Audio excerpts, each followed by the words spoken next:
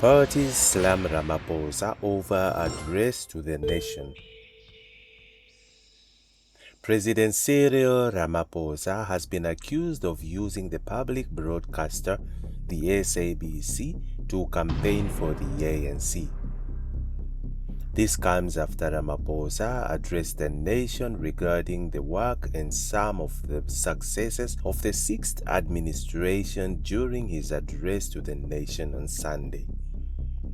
On Monday, the DA revealed that it will be filing an application with the Electoral Court against Ramaphosa in his personal capacity following his violation of the Electoral Code of Conduct when he used state resources to further his election campaign. The DA is not the only part that has blasted Ramaphosa.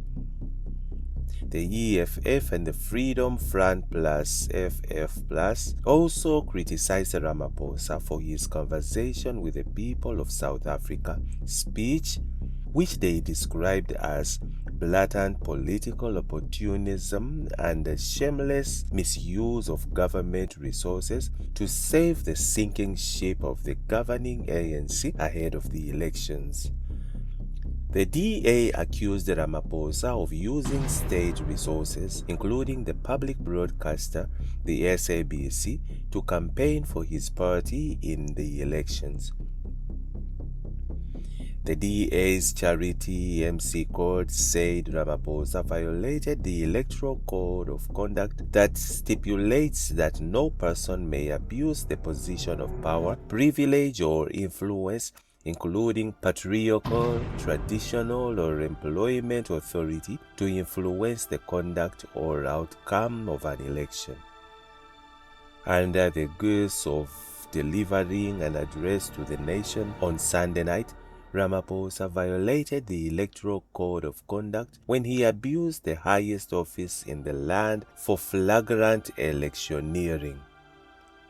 Ramaphosa's manipulation was cynical, calculated, and designed to influence the outcome of the election by providing the ANC with an earned airtime not made available to any other part contesting the election, said MC Cord. Others accused Ramaphosa of having deviated from his speech to refer to ANC matters which he spoke about during his address at the ANC Siyanqoba rally on Saturday. McCord said this was not the first time that Ramaphosa has conducted himself unethically, while the EFF condemned the use of public platforms such as the SABC to trumpet the ANC's historical achievements. The EFF condemns in the strongest possible terms the hijacking of the state broadcaster for partisan purposes. It is clear that there is fear within ANC ranks of an imminent loss, and they are resorting to desperate measures to cling to power. By exploiting his position and access to public resources, Ramaphosa is undermining the principles of fair competition and democracy, EFF said.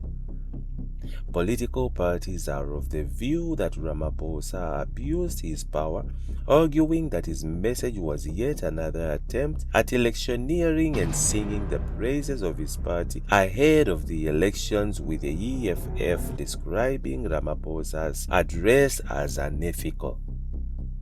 While these achievements are debatable, what is undeniable is the unethical and undemocratic nature of using a public platform meant to serve all South Africans to campaign for the ANC, the Red Berets said.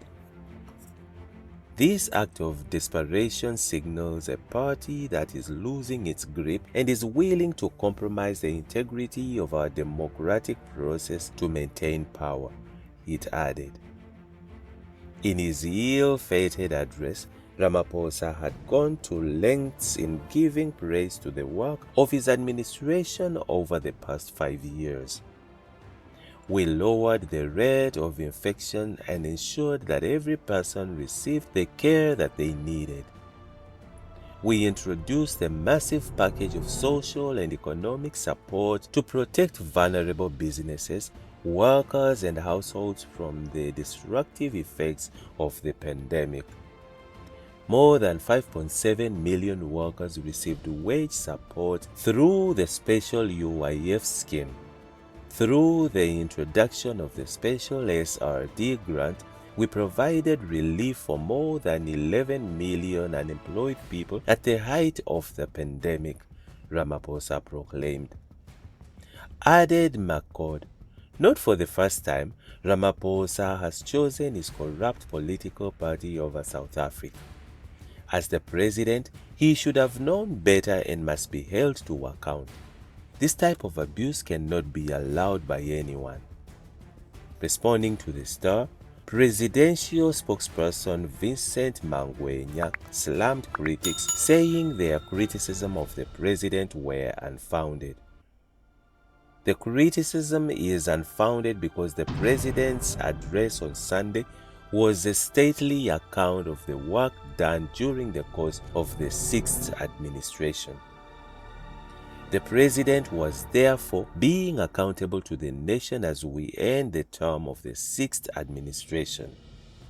Second, he was taking the responsibility of assuring South Africans that these elections are going to be free and fair and, more importantly, safe.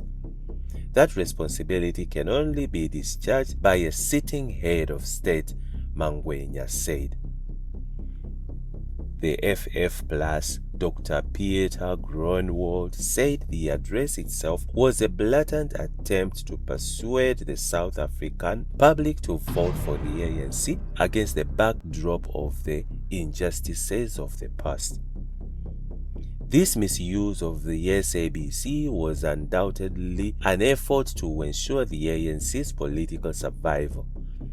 Even the announcements of the address posted on the government's official webpage failed to provide justification for it.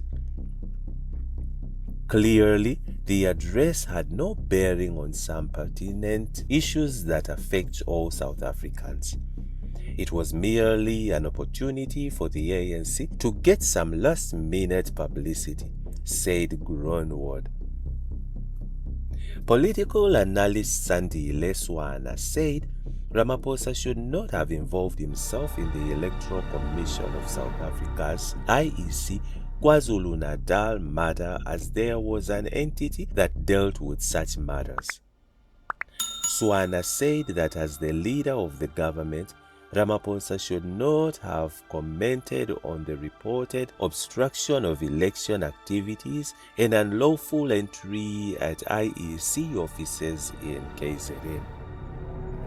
I'm surprised by him commenting on this issue because it's not his job. Ramaphosa is contesting the elections. He is a candidate together with his party. I don't have to listen to him and I don't have to believe him. I think he is wrong, if I were to be direct, he added. And that's it from Injibs Network. Stay tuned to our celebrity and gossip news.